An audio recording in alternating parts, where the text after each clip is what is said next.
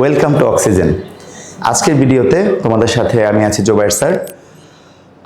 আমরা গত ক্লাসে তোমাদেরকে আলোচনা করেছিলাম অ্যাসার্টিভ সেন্টেন্সকে কিভাবে ইন্টারোগেটিভ কনভার্ট করতে হয়।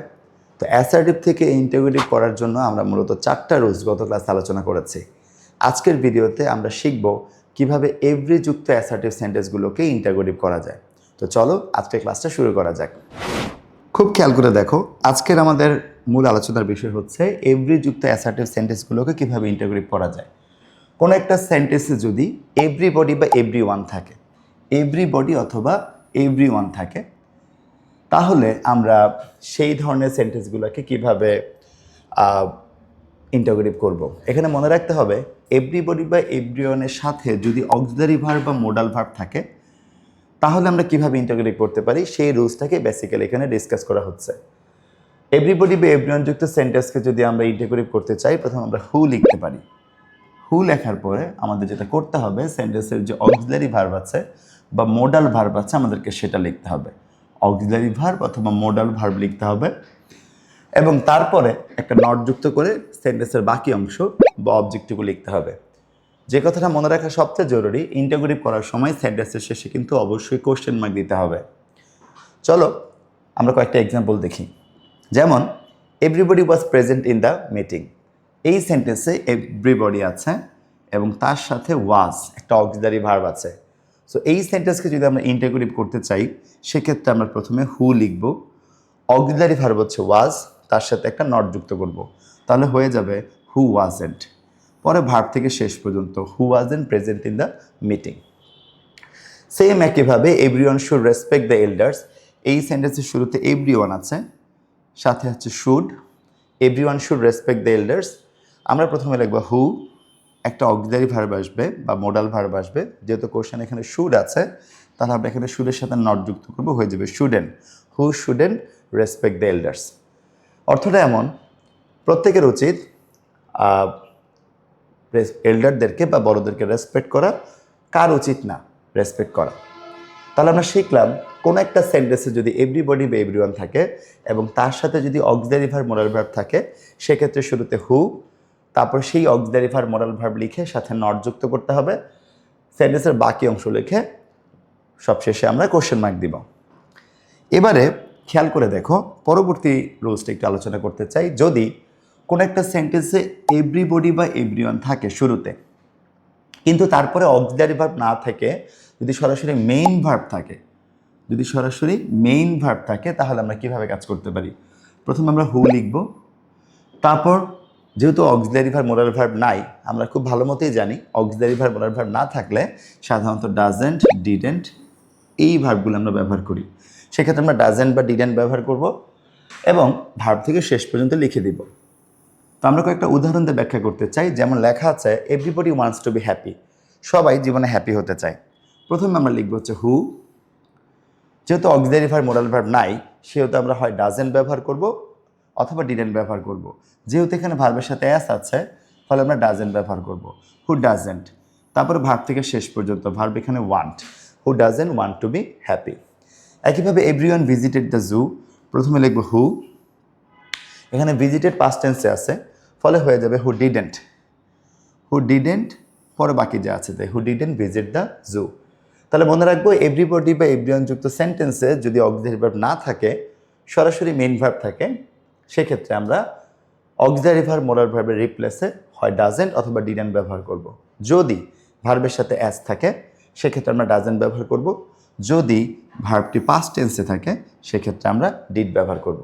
যেহেতু ভিজিটেড এখানে পাস্ট টেন্সে ছিল, সেজন্য আমরা ডিড ব্যবহার করেছি। এবারে আমরা খেয়াল করি, কোনো একটা সেন্টেন্সে যদি এভরিবডি বা এভরিওয়ান না থাকে, যদি এভরির সাথে অন্য কোনো নাউন থাকে, যেমন every mother, every student, every person, এভরির সাথে যদি অন্য কোনো নাউন থাকে এবং তার সাথে যদি কোনো অক্সিলারি ভার্ব বা মোডাল ভার্ব থাকে, তাহলে আমরা কোন স্ট্রাকচারটা ফলো করতে পারি? এক্ষেত্রে আমরা প্রথমে লিখব ইজ দেয়ার এনি। খুব খেয়াল করে দেখো, ইজ দেয়ার এনি। তারপর এভরির সাথে যে নাউনটা আছে সে নাউনটা আমরা লিখব, তারপরে আমরা হু লিখব এবং তারপরে অক্সিলারি বা মোডালের সাথে আমরা নট যুক্ত করব। তারপর ভার্ব থেকে ভার্ব লিখবো এবং বাকি যে অংশগুলো আছে সেগুলো লিখে দিব। একটু এক্সাম্পলতে ব্যাখ্যা করা যাক। যেমন every student was present in the class, এখানে এভরির সাথে স্টুডেন্ট নাউনটা আছে, ফলে আমরা প্রথমে লিখবো ইজ দেয়ার এনি। প্রথমে যেটা করতে হবে আমাদেরকে লিখতে হবে ইজ দেয়ার এনি। তারপর এভরির পরের যে নাউনটা আছে অর্থাৎ student, is there any student লিখতে হবে আমাদেরকে। তারপর আমরা ব্যবহার করব হু। হু লেখার পরে এখানে অক্সিলারি ভার্ব আছে ওয়াজ, সো ওয়াজের সাথে নট যুক্ত করলে হয়ে যাবে ওয়াজেন্ট। তো লাইনটা দাঁড়াচ্ছে is there any student who wasn't, পরে বাকি অংশ আমরা লিখে দেব who wasn't present in the class, এবং সেন্টেন্সের শেষে কোশ্চেন মার্ক হবে। ঠিক একইভাবে every person should become honest, এক্ষেত্রে এভরির সাথে নাউন আছে পারসন, তারপর অক্সিলারি ভার্ব বা মোডাল ভার্ব আছে শুড। সেক্ষেত্রে আমরা প্রথমে লিখব ইজ দেয়ার এনি, এভরির পরের যে নাউনটা আছে সেটা হচ্ছে person, is there any person. তারপর আমরা ব্যবহার করব হু, তারপরে হচ্ছে স্টুডেন্ট, পরে ভার্ব থেকে শেষ পর্যন্ত হু শুডেন্ট বিকাম অনেস্ট। তাহলে আমরা এভরি দিয়ে অলরেডি 3টা নিয়ম দেখার চেষ্টা করলাম। প্রথমে আমরা শিখলাম কোনো সেন্টেন্সে যদি এভরিবডি বা এভরিওয়ানের সাথে অক্সিলারি ভার্ব বা মোডাল ভার্ব থাকে তাহলে কি করতে হয়। পরবর্তী রুলসে আমরা শিখেছি কোনো একটা সেন্টেন্সে এভরিবডি বা এভরিওয়ানের সাথে মেইন ভার্ব থাকলে কি করতে হয়। আর এখন আমরা শিখলাম এভরির সাথে যদি নাউন থাকে এবং তারপর যদি অক্সিলারি বা মোডাল থাকে তাহলে আমাদের করণীয় কী। একইভাবে আমরা চলে যাব রুল নাম্বার 8-এ।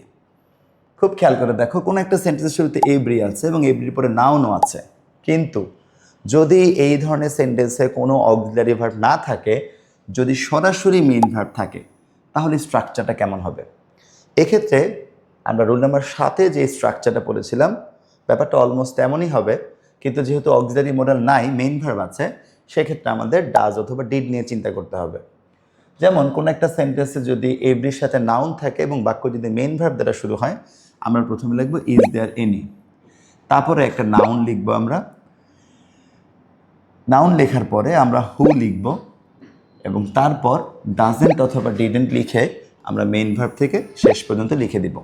যেমন every mother loves her child, প্রথমে আমরা লিখব হচ্ছে ইজ দেয়ার এনি, এভরি পরে যে শব্দটা আছে সেটা হবে mother, is there any mother. ঠিক একইভাবে হু আসবে, তারপর আসবে ডাজেন্ট, তারপরে ভার্ব থেকে শেষ পর্যন্ত। তোমরা এই নিয়মটা ভালো মতোই জানো, যদি ভার্বের সাথে এস থাকে সেক্ষেত্রে আমরা ডাজেন্ট ব্যবহার করি। Every mother loves her child, প্রথমে আসবে ইজ দেয়ার এনি, এভরি পরের শব্দ হচ্ছে mother, is there any mother who, তারপরে ডাজেন্ট, ভার্ব হচ্ছে লাভ, বাকি অংশ হচ্ছে হার চাইল্ড। খেয়াল রাখতে হবে যখন আমরা সেন্টেন্সে ডাজেন্ট নিয়ে আসি তখন কিন্তু ভার্বের সাথে এসটা উঠে যায়। ঠিক একইভাবে every student got a plus in the exam, প্রথমে আমরা লিখব ইজ দেয়ার এনি, এভরির পরে যে নাউনটা আছে সেটা হচ্ছে student, is there any student, তারপরে চলে আসবে হু, যেহেতু এখানে গট পাস্ট টেন্সে আছে ফলে চলে আসবে didn't, is there any student who didn't get A plus in the exam. তাহলে দেখো আজকের এই ভিডিওতে মূলত আমরা এভরি 4টা নিয়ম আলোচনা করেছি। প্রথমত এভরিবডি বা এভরিওয়ানের সাথে যদি অক্সিলারি ভার্ব থাকে, এই নিয়মটা আমরা শিখেছি। পরের রুলসে আমরা শিখেছি এভরিবডি বা এভরিওয়ানের সাথে যদি মেইন ভার্ব থাকে। পরবর্তী রুলসে আমরা শিখলাম এভরির সাথে যদি নাউন থাকে এবং নাউনের সাথে যদি অক্সিলারি মোডাল থাকে। আর সবশেষে এভরি যুক্ত সেন্টেন্সে নাউনের পাশে যদি মেইন ভার্ব থাকে। এই 4টা নিয়ম আমরা আজকে শেখার চেষ্টা করেছি, যদিও নিয়মগুলো প্রায় কাছাকাছি, তবে খুব ছোট ছোট কিছু ডিফারেন্স আশা করি তোমরা লক্ষ্য করেছ। মোটামুটি ইন্টারোগেটিভের পার্টগুলো এখানে আমরা শেষ করছি। পরবর্তী ভিডিওতে তোমাদেরকে আমরা শেখাবো কিভাবে অ্যাসার্টিভ থেকে এক্সক্লেমেটরি সেন্টেন্স করতে হয় কিংবা এক্সক্লেমেটরি থেকে অ্যাসার্টিভ সেন্টেন্স করতে হয়। ততক্ষণ পর্যন্ত আমাদের সাথেই থাকো।